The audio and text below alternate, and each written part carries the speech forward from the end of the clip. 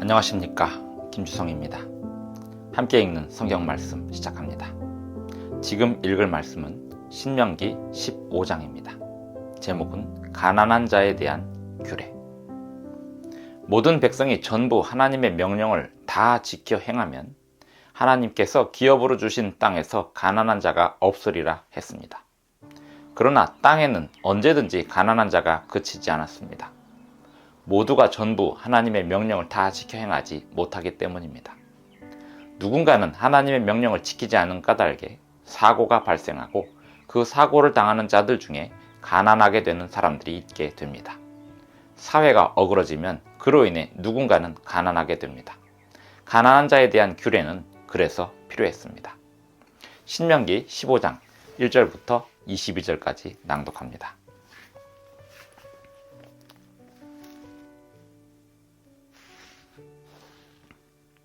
매 7년 끝에는 면제하라. 면제의 규례는 이러하니라. 그의 이웃에게 꾸어준 모든 체주는 그것을 면제하고 그의 이웃에게나 그 형제에게 독촉하지 말지니 이는 여호와를 위하여 면제를 선포하였습니다.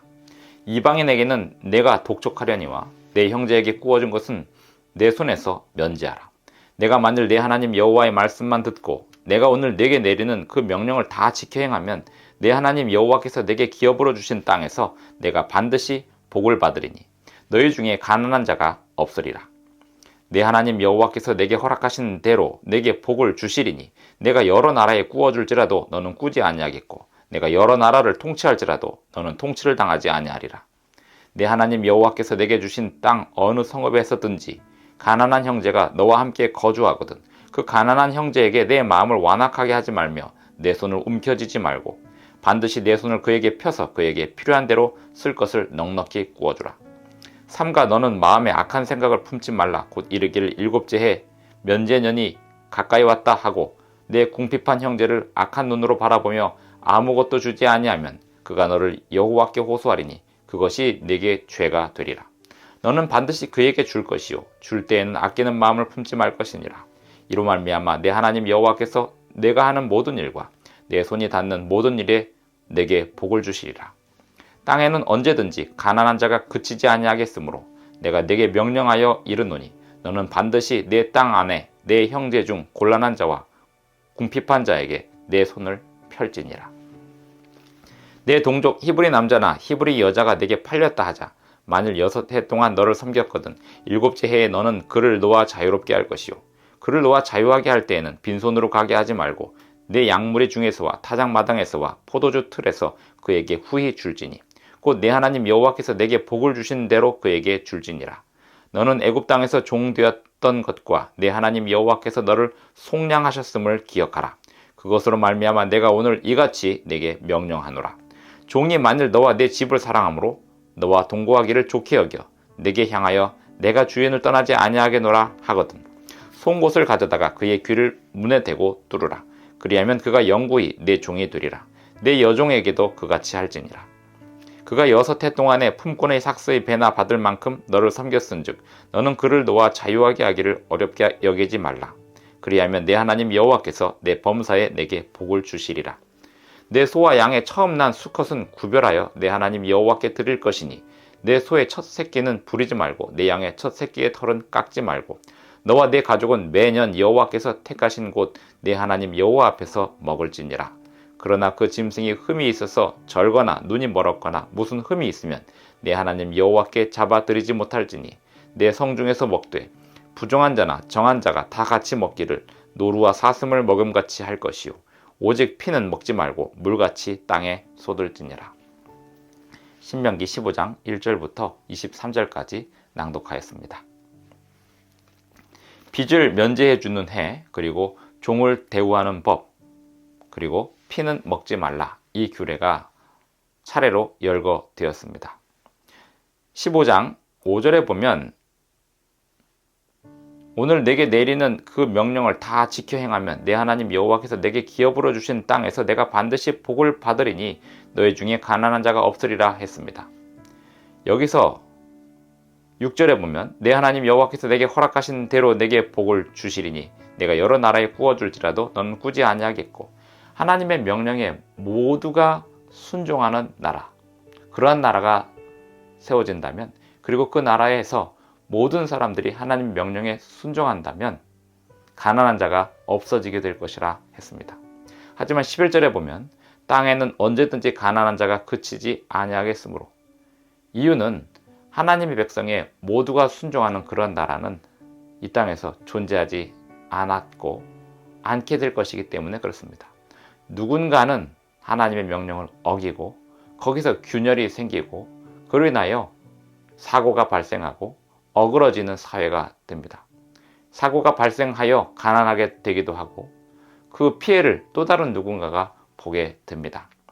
그리하여 이 땅에는 가난한 자가 그치지 아니할 것이라고 말씀하고 있습니다. 땅에는 언제든지 가난한 자가 그치지 아니하겠으므로 내가 네게 명령하여 이르노니 너는 반드시 내 땅 안에 내 형제 중 곤란한 자와 궁핍한 자에게 내 손을 펼지니라. 이스라엘이 하나님의 율법으로 지배되는 사회였습니다. 그리고 그렇게 되어야 했습니다.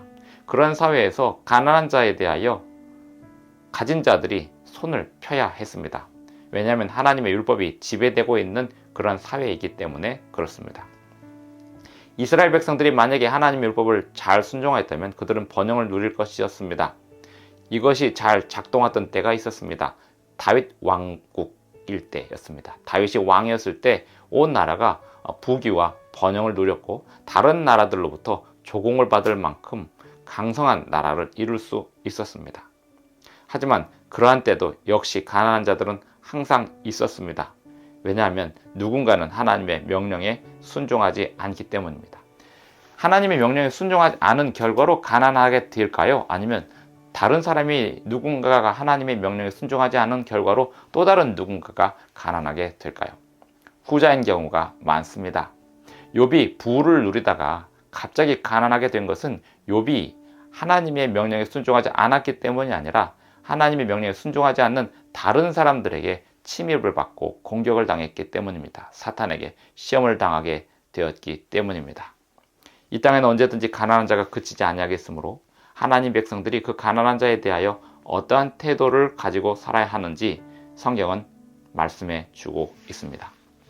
12절부터 보면 내 동족 히브리 남자나 히브리 여자가 내게 팔렸다 하자. 만일 6해 동안 너를 섬겼거든 7째 해 너는 그를 놓아 자유롭게 할 것이요. 종은 왜 생길까요? 종은 하나님의 나라에서도 이스라엘 백성들 사이에서도 가난하게 되면 누군가에게 종으로 팔리게 될 수밖에 없었습니다. 그러한 가운데서 그 종을 대하는 히브리인들의 태도가 정해졌습니다. 7년째, 7째 해에 너는 그를 놓아 자유롭게 할 것이요. 그를 놓아 자유하게 할 때에는 빈손으로 가게 하지 말고 내 양무리 중에서와 타작마당에서와 포도주 틀에서 그에게 후히 주라고 하였습니다. 하나님이 통치하시는 나라, 그것이 이상적인 나라였지만 이 땅은 완전한 땅이 아니었기 때문에 이 땅에서 발생되는 많은 불가피한 일들이 있었습니다. 종이 발생하고 가난한 사람이 발생하고 불필요한 일들이 생기게 되었습니다. 그러므로 하나님께서는 이스라엘 백성들을 위하여 그 불필요한 상황에서도 하나님의 말씀에 순종할 수 있는 여러 가지 규례들을 주셨던 것입니다. 구약시대 이스라엘 백성들이 행했던 습관과 문화 중에 하나님께서 그 모든 것을 다 허용하신 것은 아니었습니다. 하지만 하나님이 허용하지 않으신 일들이 발생하는 그 가운데 하나님께서 그 일들을 어떻게 지도하시고자 하셨는지에 대한 내용이 이 종에 대한 규례입니다. 그를 놓아 자유하게 할 때에는 빈손으로 가게 하지 말고 내 양무리 중에서와 타작마당에서와 포도주 틀에서 그에게 후히 줄지니 곧 내 하나님 여호와께서 내게 복을 주신 대로 그에게 줄지니라. 우리가 살아가는 세상은 하나님이 창조하셨던 세상이지만 사탄이 지배하는 세상이 되었고 죄가 만연한 세상이 되었습니다. 그럼에도 불구하고 우리가 살아가는 이 세상 속에서 하나님의 율법을 우리는 지켜야 합니다. 그리고 그 율법을 어떻게 지킬 수 있을지 지금도 하나님께 기도하며 방법을 찾아가야 하겠습니다. 구약 성경 시대에 하나님께서 이스라엘 백성들에게 법과 규례를 주셨던 것처럼 하나님의 변치 않는 그 율법을 지키도록 하기 위하여 그 변화무쌍한 사회 속에서 하나님께서 제도를 주셨던 것처럼 오늘날 현대 시대를 살아가는 사람들에게도 하나님의 변치 않는 그 율법을 지키기 위하여 이 변화무쌍한 시대 속에 그 율법을 지킬 수 있는 지혜들을 우리가 찾아내어야 하겠습니다. 오늘도 주님이 주시는 지혜를 발휘하며 살아가게 되기를 바랍니다. 기도하겠습니다. 하늘에 계신 우리 아버지, 오늘도 우리에게 새날 아침을 주셔서 감사합니다. 주님의 뜻이 성취될 수 있도록 오늘 우리의 모든 삶을 살고자 하오니 선한 길로, 바른 길로 인도해 주시옵소서. 예수님의 이름으로 기도합니다. 아멘. 감사합니다. 오늘도 행복한 하루 되시기 바랍니다.